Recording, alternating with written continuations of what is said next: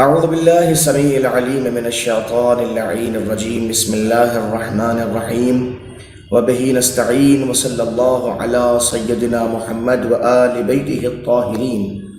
اللہم صلی علی محمد وآل محمد وعجل فرجہم۔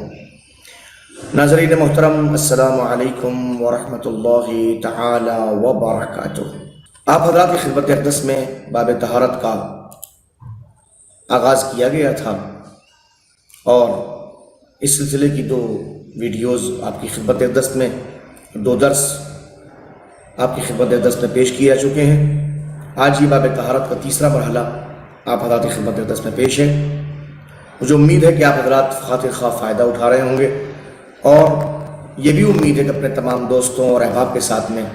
ہمارے چینل کو شیئر بھی کر رہے ہوں گے اور ہمارا حوصلہ بڑھانے کے لیے اپنے ان تمام سوالات کو جو ہمارے درس کو سننے کے بعد آپ کے ذہن اقدس میں آ رہے ہیں ان کو آپ ہم سے ضرور شیئر کریں گے اور شیئر کر رہے ہیں۔ الحمدللہ آگے بڑھتے ہوئے ہم نے خدمت اقدس میں آپ کی عرض کیا تھا کہ پانی کی 5 قسمیں ہیں، اس میں سے 3 قسموں کا بیان ہم خدمت اقدس میں کر چکے ہیں۔ آج اس سے آگے بڑھتے ہوئے ملاحظہ فرمائیے، ان چیزوں کو دیکھیے، انشاءاللہ العزیز بات سمجھ میں آئے گی اور الحمدللہ ہم بہت جلدی ان کیفیتوں سے بالقریب تر ہوں گے۔ نمبر 4، بارش کا پانی۔ اسکرین کے اوپر آپ دیکھتے رہیے تاکہ سمجھنا آپ کے لیے آسان ہو جائے اور ہم اچھی طریقے سے اس چیز کو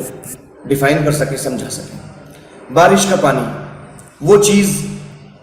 جو چیز نجس ہو، کوئی بھی چیز ایک نجس ہے، فرض کیجئے قالین ہے، کپڑے ہیں، زمین ہے، کوئی بھی چیز ایک نجس ہے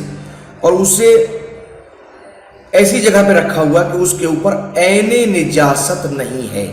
فرض کی اس کے اوپر خون پڑا تھا، خون نہیں ہے اس کے اوپر، پیشاب پڑا تھا، پیشاب نہیں ہے، پخانا تھا، پخانا نہیں، عین نجاست، خود نجاست، جو چیز نجس ہے وہ چیز اس کے اوپر کی عین نجاست گری، خون، پیشاب، پخانا خود، تو عین نجاست اس میں کہیں پر بھی نہیں ہے، تو اس پر جہاں جہاں ایک بار بارش ہو جائے وہ جگہ پاک ہو جاتی ہے۔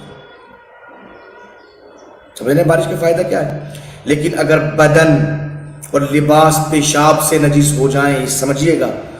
تو بنا بر احتیاط ان پر 1 مرتبہ نہیں بلکہ 2 مرتبہ بارش کا ہونا ضروری ہے۔ سمجھیے گا، پیشاب اور اس منزل کو، پیشاب اگر نجس ہو رہا ہے، پیشاب یہ پخانے سے نجس ہو رہا ہے، ٹھیک ہے، تو اس منزل کے اوپر برابر 2 مرتبہ بارش کا ہونا ضروری ہے، مگر شرط یہ ہے کہ اس کے اوپر نہ پیشاب ہو نہ پخانہ موجود ہو۔ نجس ہو چکے ہیں وہ اپنی جگہ، مگر قالین اور لباس وغیرہ کا نچوڑنا ضروری نہیں ہے۔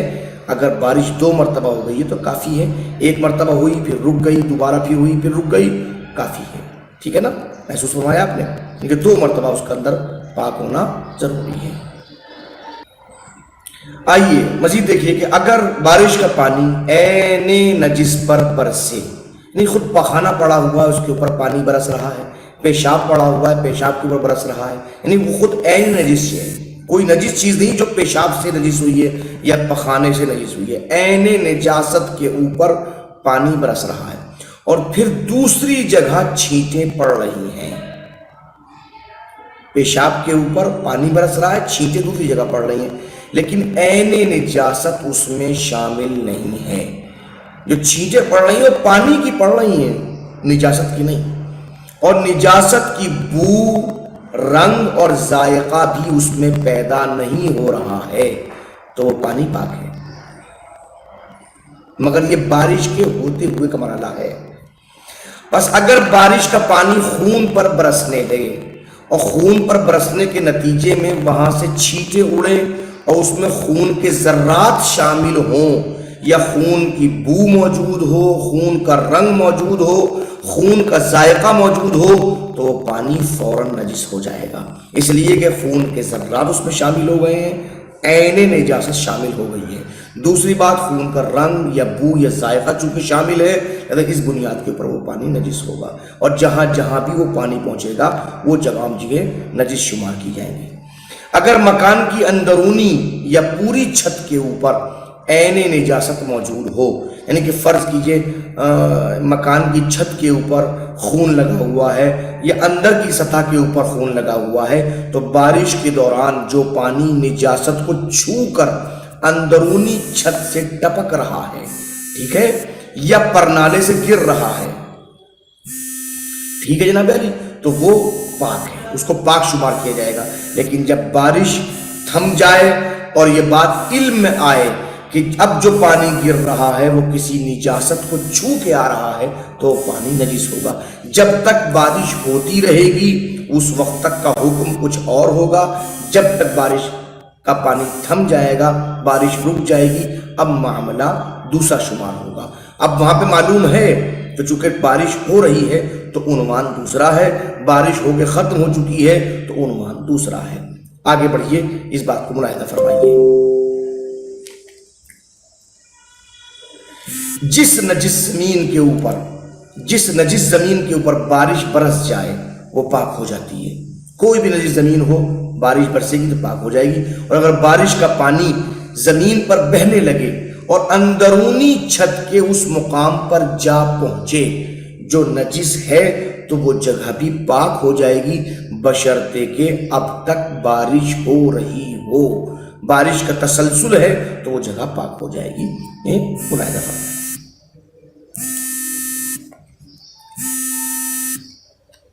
اہم ترین مرحلہ ملاحظہ فرمائیں گے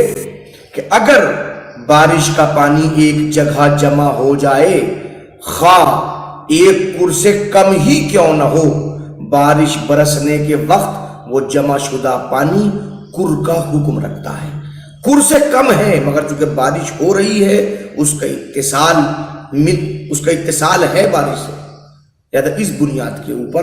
اس جمع شدہ پانی کو بھی کر ہی کہا جائے گا۔ اگر بارش کا پانی ایک جگہ جمع ہو جائے، خواہ ایک کر سے کم ہی کیوں نہ ہو، بارش برسنے کے وقت وہ جمع شدہ پانی کر کا حکم رکھتا ہے۔ جو کر کا حکم ہوتا ہے وہی حکم اس کا بھی ہوگا، یعنی کہ اگر نجاست گرنے کے بعد اس کے اندر رنگ، بو، ذائقہ تبدیل نہیں ہوتا تو جناب علی وہ بھی نجس نہیں ہوتا، لیکن اگر اس کے اندر تبدیل ہو جاتا ہے نجاست تو پانی نجس ہو جاتا ہے۔ اب اگر کوئی نجس چیز اس پہ دھوئی جائے، اس پانی کے اندر پانی برس رہا ہے، کر پانی سے کم ہے، جمع ہے، اس میں کوئی نجس چیز دھوئی گئی ہے اور نجاست کی بو، رنگ یا ذائقہ اس پانی کے اندر شامل نہیں ہوا ہے تو وہ نجس چیز پاک ہو جائے گی اور وہ پانی بھی نجس نہیں ہوگا۔ اگر زمین پر بچھے ہوئے پاک قالین یا دری وغیرہ یا کوئی اور چیز اس جیسی بارش برسے اور اس کا پانی برسنے کے وقت قالین سے نجس زمین پر پہنچ جائے، غور کیجئے گا، زمین نجس تھی جو برس رہا ہے، ایسی قالین پر برس رہا ہے جو پاک ہے، لیکن وہ پانی اس دری سے یا اس قالین سے ہوتے ہوئے نجس زمین پر پہنچ رہی ہے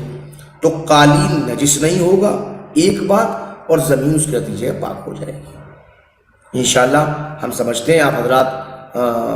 ان چیزوں کو اچھی طرح سمجھ رہے ہیں۔ الحمدللہ اگر کوئی بات سمجھ میں نہ آئے تو آپ کی خدمت میں التماس ہے کہ آپ حضرات سوال کرنے کے بعد اس کو سمجھنے کی کوشش کریں، اور سب سے اہم بات یہ بھی ہے کہ اگر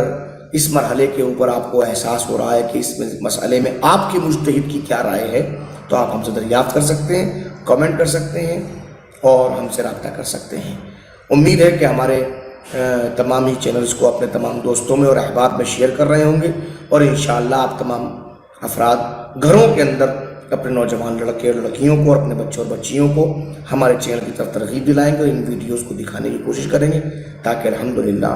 شریعت کو سمجھ کر شریعت کے اوپر عمل کرنا ہمارے لیے آسان ہو سکے۔ والسلام علیکم ورحمۃ اللہ وبرکاتہ۔